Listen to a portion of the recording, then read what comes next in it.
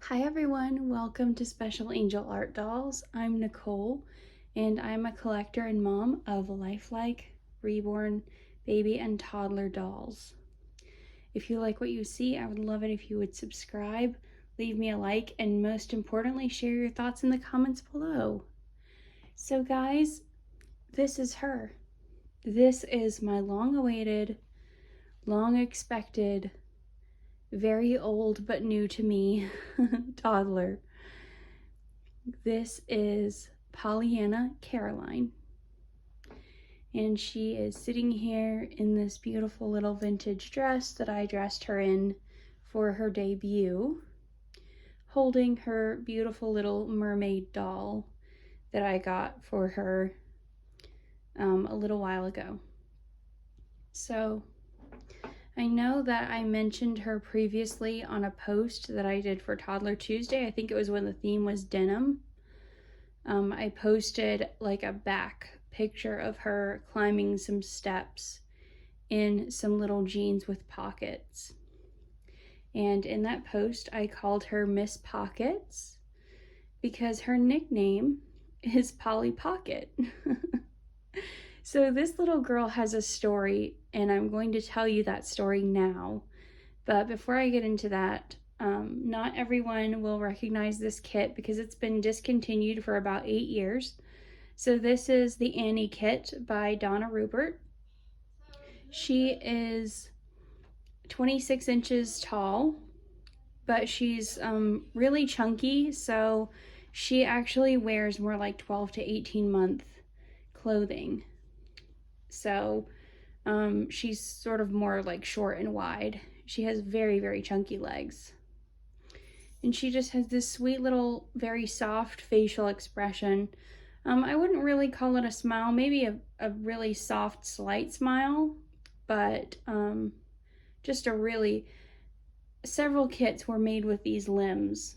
There was Annie, Stormy, Cuddles, Kitten, Cookie, and Ladybug, and I believe that's all of them. And some of them are still available. But to me, Annie by far has the sweetest face. So she is in a light biracial skin tone, and she has brown eyes, and her hair is a wig. More about that in a minute.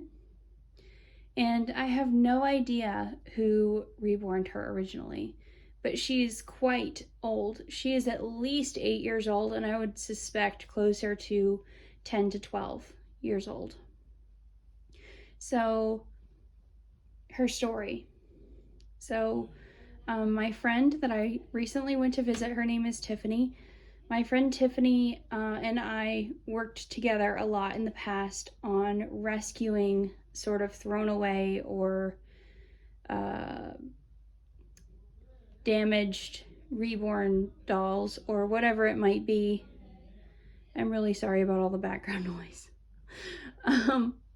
Anyway, we often work together to sort of rescue them and restore them to whatever condition we possibly could, some kind of nice condition, and then find them homes.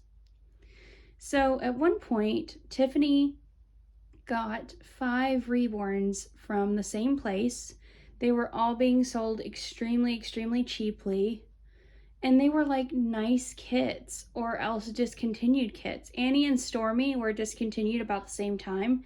And this was maybe 6 months after they were discontinued. It was fairly shortly, but it was enough that they were kind of, well, Annie at least was in high demand in some quarters because Annie was quite popular when she was being made.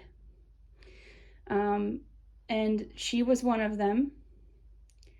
And they all eventually made their way to me to get cleaned up and get new bodies and get reweighted and all this stuff. Every one of them stank. They were filthy. I don't know how to really describe the smell other than it smelled like a mixture of people and animals that never washed, a house that was never cleaned, and smoke. I mean, that's the only way that I can describe it. I thought it would never ever come out. I really did. It was almost worse than cigarette smoke. So there was that. And then this little one had orange hair, orange rooted hair. I don't know what it was. It didn't feel like mohair. If anything, it honestly felt like cheap doll hair. So like if you buy a doll from like the dollar store or Walmart and don't pay very much, you know, if it's not a nice doll, if it's like a knockoff, sometimes they'll have this hair that's like, as soon as you touch it, it's frizzy and then it's never right again, no matter how much you brush it. It was that. And it looked like it had been cut by a child, and it was orange. And I do mean orange, like orange soda orange. It was terrible. And it was sticky. And the stickiness didn't come out. So there was nothing that we could do with this hair. And I said, well, I'll just sort of dissolve the glue that's sealing it in and remove the hair and put a wig on her. So I started doing that. I took some acetone on a big brush and swirled it around the inside of her head, and the glue began to dissolve, and I started pulling out the hair with tweezers. And I got up to the crown of her head and I pulled out this big plug that was rooted in there, and this hole opened up in her vinyl head. And it opened so quickly and so wide that her head actually changed shape in my hands and became sort of conical on top. She suddenly became a cone head. And almost at the same instant, another plug fell out at the back of her head and another hole opened up. It wasn't quite as big or dramatic, but oh my goodness, it was awful. And then this mixture of the goo of glue and acetone was just coming out these holes and dripping onto her face, and I was freaking out because I knew that could take off her paint. It was absolutely awful. And so I called my friend in a panic and told her what was going on, and I sent her pictures. And she was very much calmer than I was. I was definitely panicking. And she was like, it's okay, you know, you can cover it up, it'll be fine. And she was right. It took me about a week to want to touch her head again. But I did not pull out any more hair. Instead, I shaved it down. And I covered the inside and the outside of her head with glue, with the strongest glue that I had. And I wigged her, and then I put another coat of glue all over the inside of her head. And then I packed it very tightly with stuffing. All of this happened, gosh, about 8 years ago. Maybe a little more than that now. Since then, I have also replaced her body and replaced her wig, because the first wig that we tried became frizzy really, really easily. It was very long curls. And of course, it got caught in everything that she wore and everything that was near her, and it just got really frizzy. And my friend kept her. We knew that she could never be sold. She could never, you know, go on to anyone who didn't understand how fragile her head now is. And so she kept her. And I had a very, very special feeling for her from the beginning. And so recently she was wanting to downsize a little bit and make a little bit more space, because she's now operating a small home business. And so we did a trade. I traded my little Marietta Winters tiny preemie Tamsin that some of you might remember. And I traded her for this girl because to me, even though she definitely has some cosmetic damage from everything that she went through, she's priceless. So we had always called her Polly. I can't remember why, but we did. We called her Polly, and so I lengthened her name to Pollyanna after the character from the book, because she is the embodiment of overcoming and hope and finding a bright side.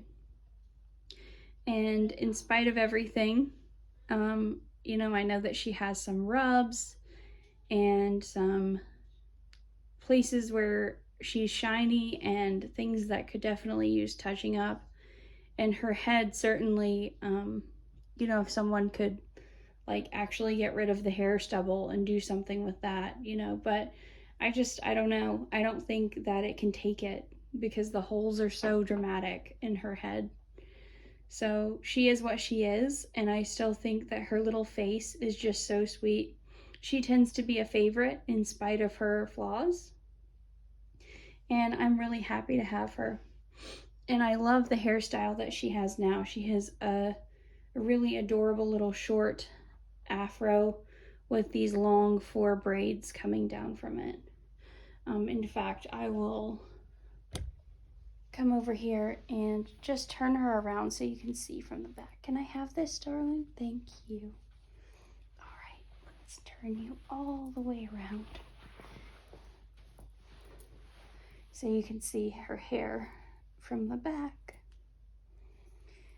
Right now, she is my only African American baby in my collection, and so I'm very happy to have her for that reason too.